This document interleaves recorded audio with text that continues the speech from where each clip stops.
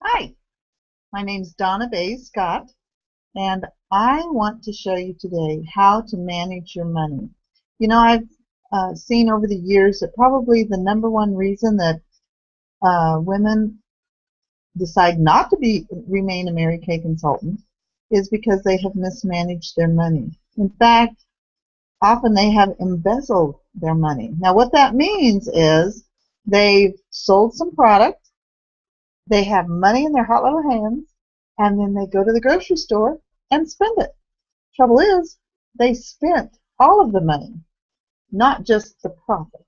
So if you work for another business and you did that, you could be thrown in jail for stealing money from the business.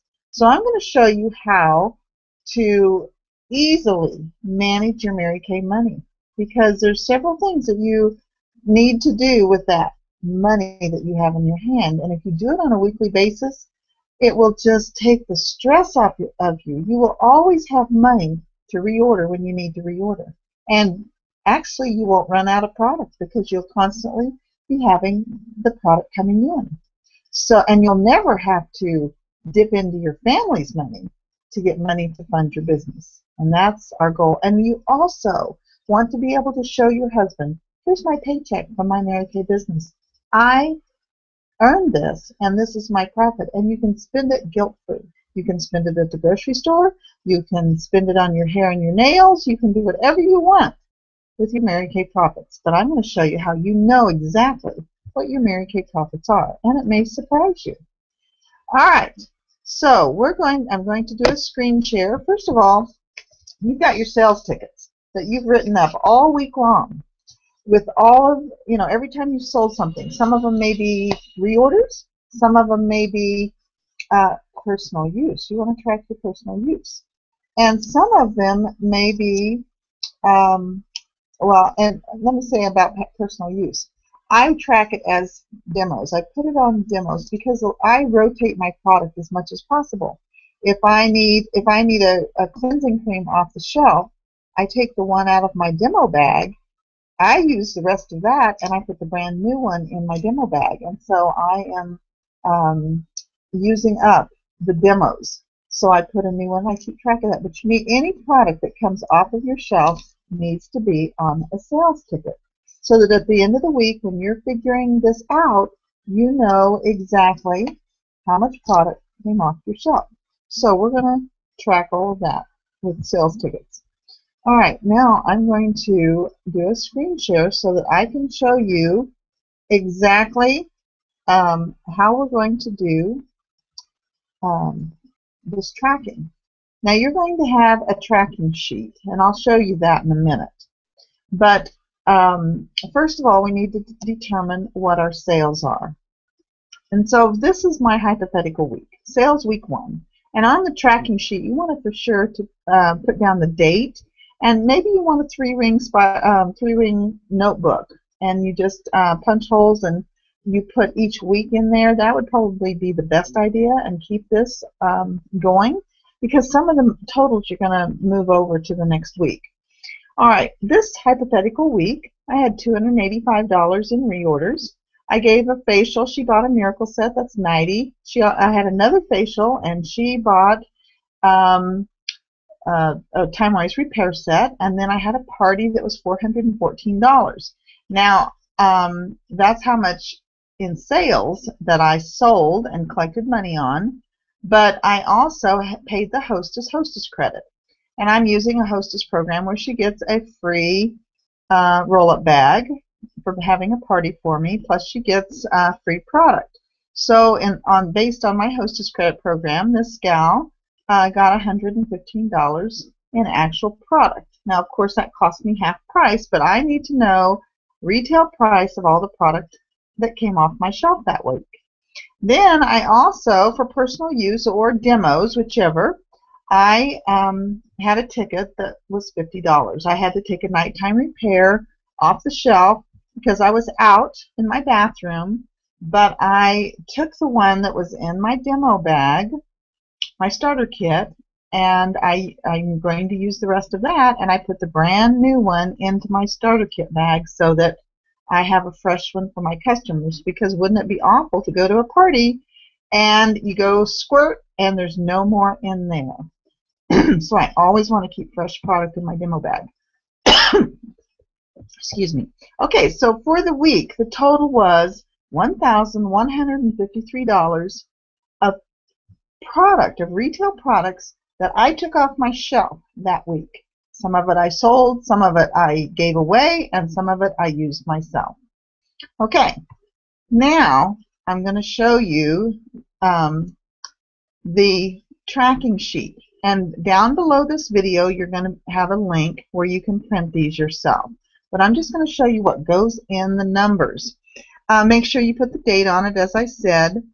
And this sheet, it says, to track your money and run it as a business, do not embezzle your money from your business and use a separate checking account for your business. And that is so important, to open up a checking account strictly for your Mary Kay business. Don't commingle your funds with your family's money or your personal account. Make sure you have a separate account, and all of your Mary Kay money goes into that. And from that account, then you write yourself a check, whether you do it weekly or daily or once a month or whatever. You write yourself a profit check. And that's what we're going to show you. Down at the very bottom, you see line F is your paycheck. Okay, so I put in my totals there, which was $1,153. If we look here, that's the amount of money that I took off my shelf, amount of product. So that figure goes there. Now, if you figure sales tax on that product, I used 8%. That's not exactly my sales tax, but it's a common sales tax. And so sales tax on $1,153 at 8% is $92.24, and you need to use your tax rate. But we need to know that amount, because we had to pay sales tax on all that product that we purchased. So you want to track that.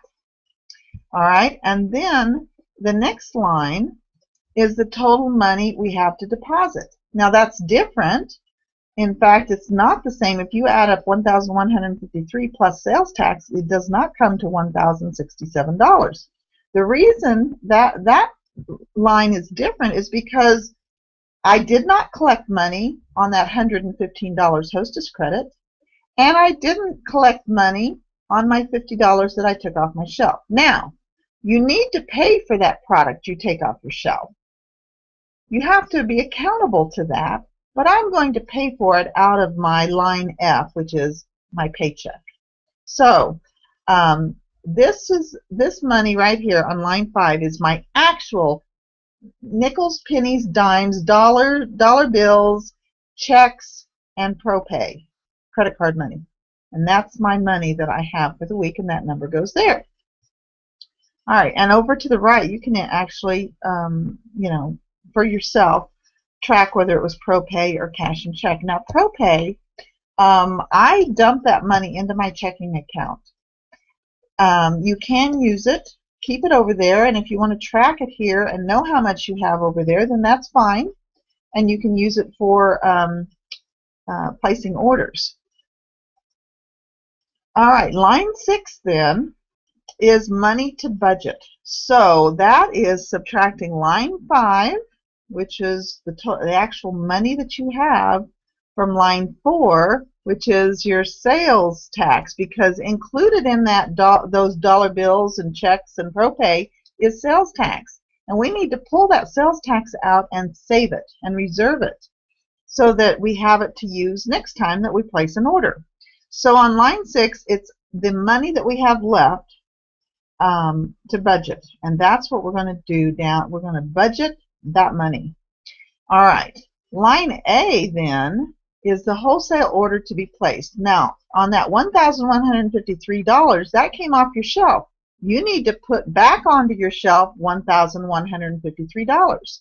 So half of that is $576.50. By making sure you have your wholesale amount there, half of what came off your shelf will mean you always stay in business. Women that embezzle their business, they will pull product off to use for themselves. They pull product off and give it away for hostess credit. They pull product off and give it to their mother. They mostly they use it themselves, and then they don't put money back into their business. And so when it comes time to order, they don't have enough money to order because they never accounted for the fact that they had to replace that product that they just took off their shelf.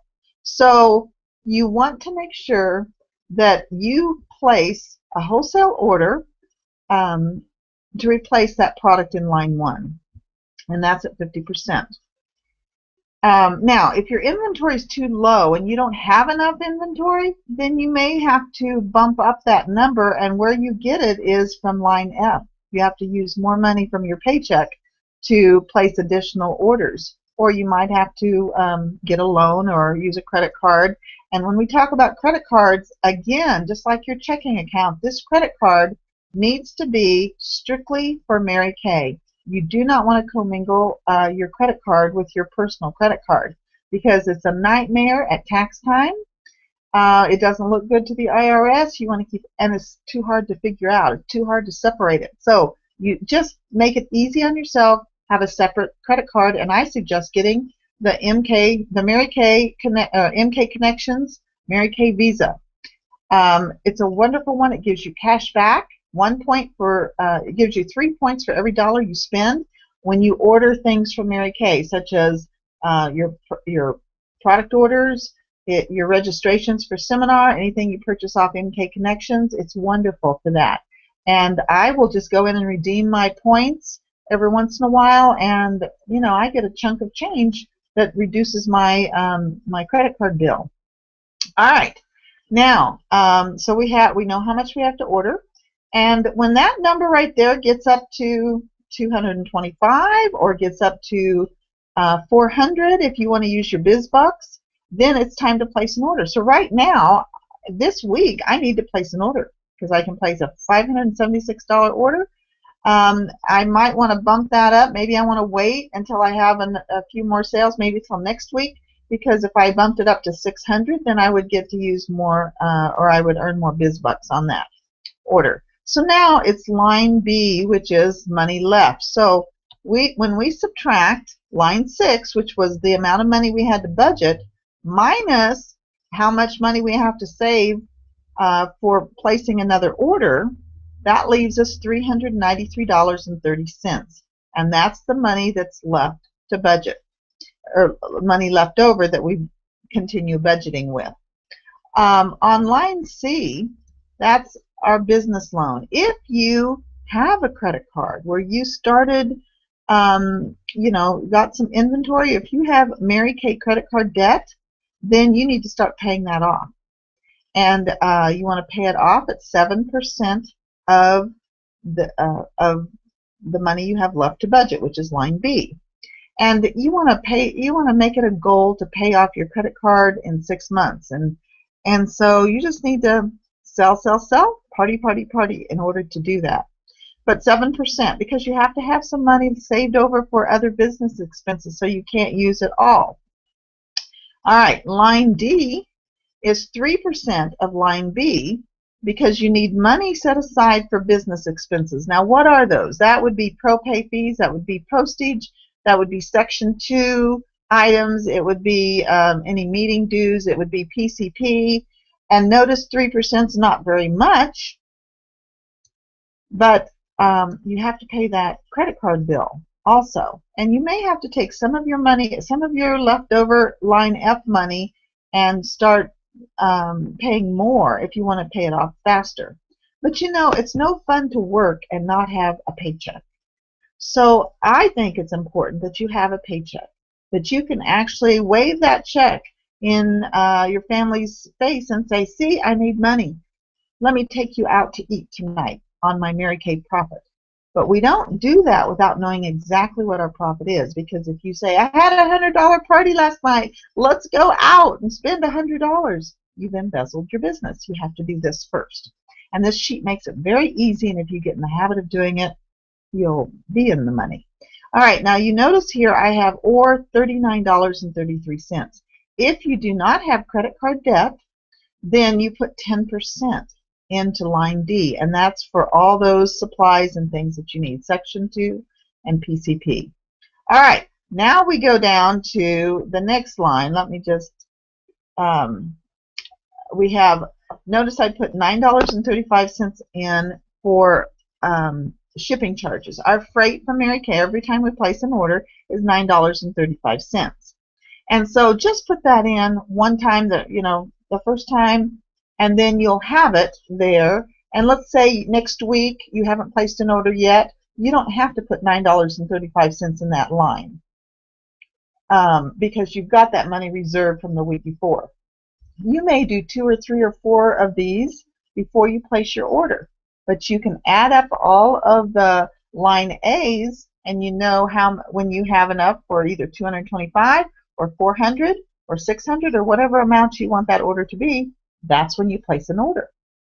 And that's when you use the $9.35.